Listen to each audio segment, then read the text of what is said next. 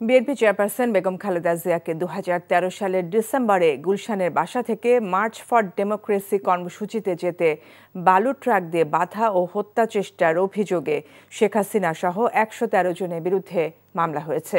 কৃষক দলের এক নেতা গুলশান থানায় বাদী হয়ে এই মামলা করেন। পুলিশ জানায় দ্রুতই তদন্ত করে জড়িতদের বিচারের আওতায় আনা হবে।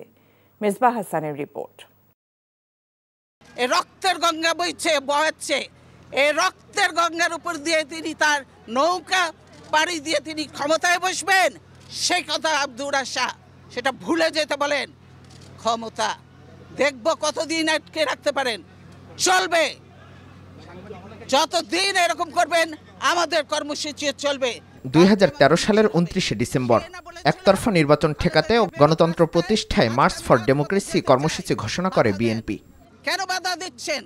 বিএনপিকে ঠেকাতে রাজধানীর গুলশানে দলের চেয়ারপারসন বেগম খালেদা জিয়ার বাড়ির সামনে শেখ হাসিনার নির্দেশে 14টি ট্রাক ও পিকআপ ভ্যান রেখে বিএনপির নেত্রীকে অবরুদ্ধ করে রাখে আইনশৃঙ্খলা বাহিনী। আজকে রক্তের সাগরের নৌকায় চড়ে উনি হাওয়া খেতে যাচ্ছেন, দেখতে পাবেন কদিন পরেই তার পরিণতি কোনো শুভ হবে না, এর পরিণতি হবে অত্যন্ত ভয়াবহ এবং কঠিন।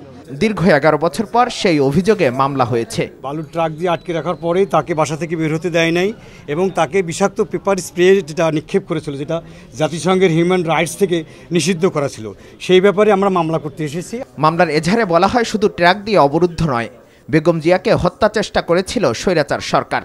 তাকে স্প্রে করা হয়েছে, সে তার বিষাক্ত স্প্রে করা হয়েছে, কাস্তে কাস্তে তার বমি চলে এসে দম বন্ধ হয়ে গিয়েছে। আল্লাহর অশেষ রহমত যে উনি সুস্থ, পরবর্তীতে সুস্থ হয়েছেন, নাহলে তাদের ইন্টেনশন ছিল সেদিনই তাকে হত্যা করা। স্বৈরাচার প্রধানমন্ত্রী শেখ হাসিনা 1 নম্বর প্রধান আসামি করে এখানে 113 জন আসামি দেওয়া হয়েছে, ডিক্লেয়ার করা হয়েছে এবং অজ্ঞাতনামা আরও 240 থেকে 300 জনের মতো আসামি করা হয়েছে।